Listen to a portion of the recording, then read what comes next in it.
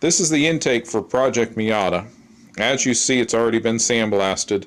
That was done by the good folks up at Leroy Engineering, same people that did the engine.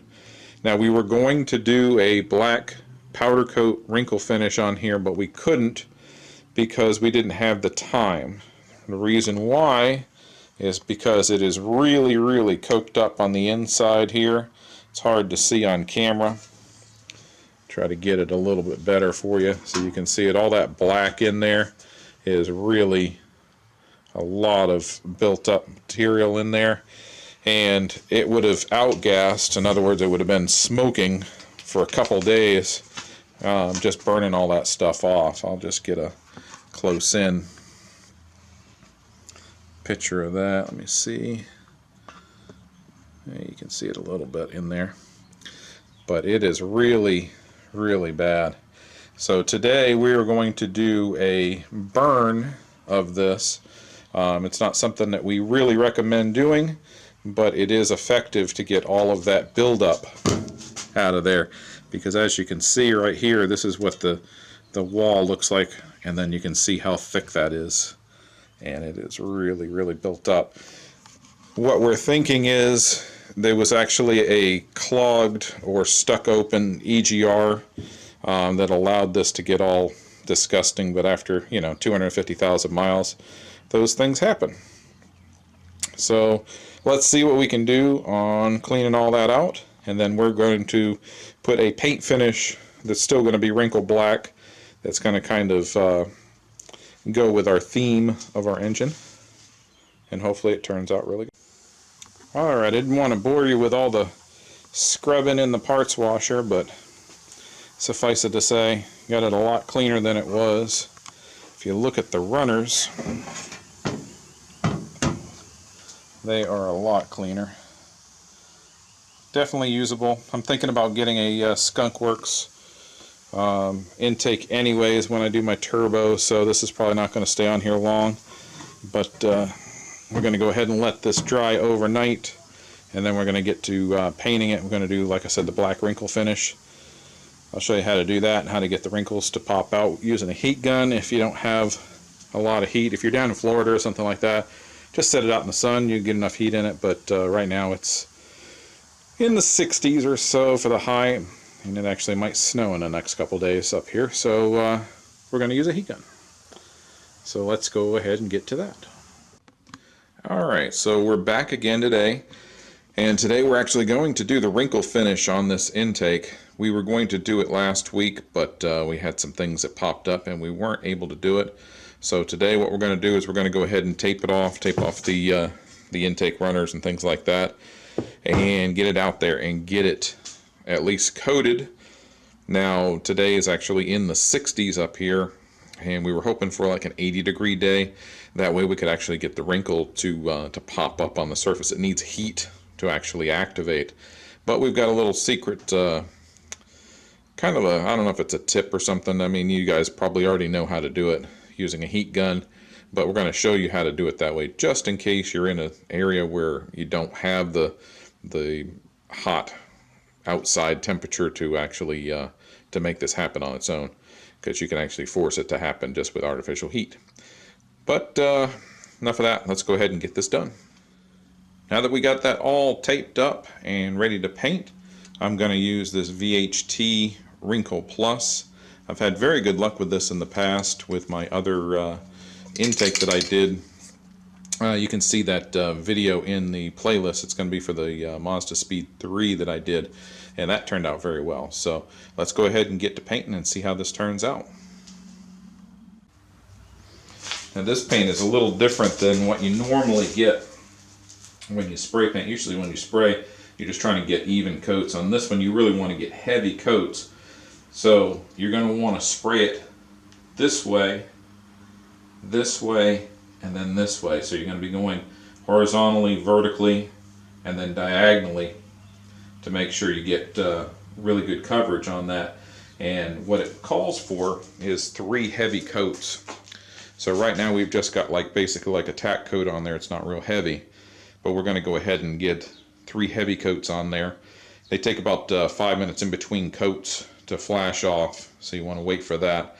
and then it takes a long time for it to really cure, at least a couple hours before you can even touch it. Now the problem with doing an intake is there's a bottom side and a top side. So you're going to have to do it and then flip it over and then do it again. So when you see it all done, you'll see what I'm talking about. But yeah, it's a little bit more difficult. If you have a way of actually hanging this up, it's probably a little easier to get good coverage.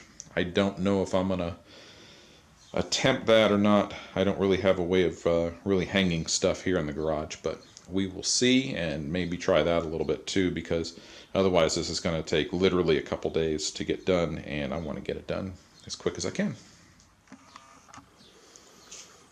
Alright, slight change of plans. I was able to use these little holes to hook some bungee cords up and to get it up off the ground. That way I can spray the whole thing at one time. So we're going to go ahead and move on to our start of our heavy coats. We need to get 3 heavy coats, like I said before. Need to do a horizontal one, a vertical one, and a diagonal one, so we get full coverage.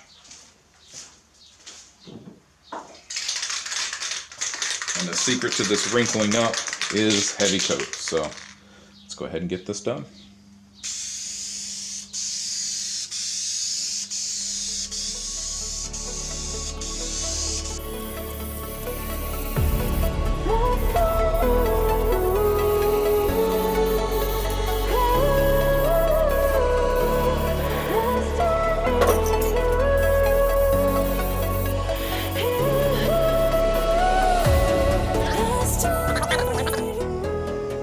Alright, so we've done our first coat kind of diagonally, kind of vertically. I mean, it's kind of as you see it on the camera.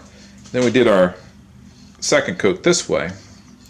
So I'm thinking that I'm going to do my third coat kind of like this way, kind of diagonal, because we've already done one this way. So if we do one this way, I think we're going to get good coverage. I'm going to make sure I get coverage up underneath here and around, but I think we're going to be good. It's looking really, really nice. Again, heavy coats. Again, you got to actually hit the item.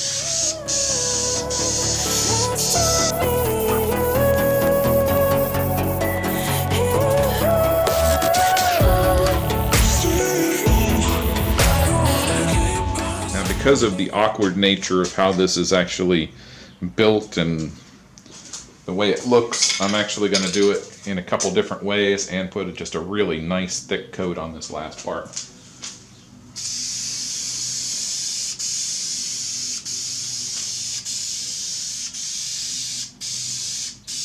I'm also trying to get in there into those little areas it's really hard to get into.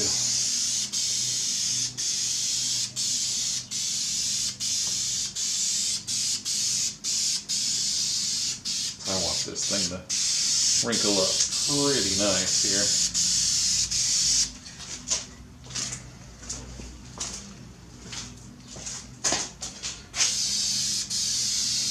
Now when you're spraying this, the wrinkles don't automatically appear right after you spray it. It takes a while. The way this paint works is it shrinks down when it dries. Everything kind of shrinks up, just kind of like an old person, and well, like an old person, the skin wrinkles. So when this thing shrinks as it dries, those wrinkles pop up, and then you really need heat to kind of cure these things. They say to put it in an oven, but like I said, I'll show you how to do it with a heat gun, which they're pretty cheap. You can get one at, like, Harbor Freight or Walmart or something like that, and they're not bad at all. But so far that's done. I'm going to let that sit and dry for a little while, and then we'll come back to it. Alright, now what we're doing here is we're just getting the wrinkles to be a little bit tighter, I guess would be the word for it. I'm using a regular, just a Wagner heat gun, and we're just going to go over it. The reason why I want a tight pattern on this is because I've got the turn this off and talk. The reason why I want a tighter pattern on this, I'm trying to actually mimic what's on the valve cover, and that's got a pretty tight pattern on it. It's powder coated. This is paint. It's a little bit different of a process as far as how the wrinkles turn out and such, but I think with a little bit of heat we're going to get something to match pretty decent. So let's get going.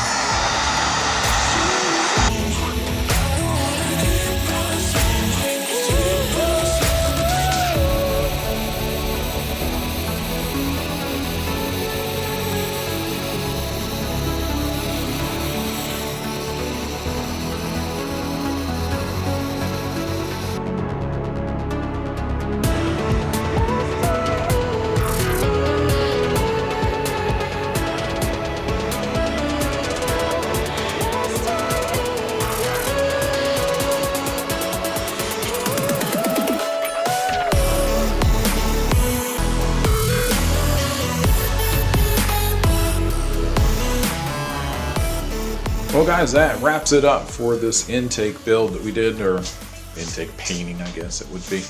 I think it actually turned out really good. So what'd you guys think? Let us know in the comments below. Hey, and don't forget to like and subscribe. It really does help us out, that's for sure. We need to beat that algorithm just like everybody else. Anyways, we're going to be coming back in tomorrow to finish up all the cleaning on the other stuff that we're doing. We're going to get this motor in this week. So that's the plan for it. So anyways, like I said, like, subscribe, and we'll catch you later.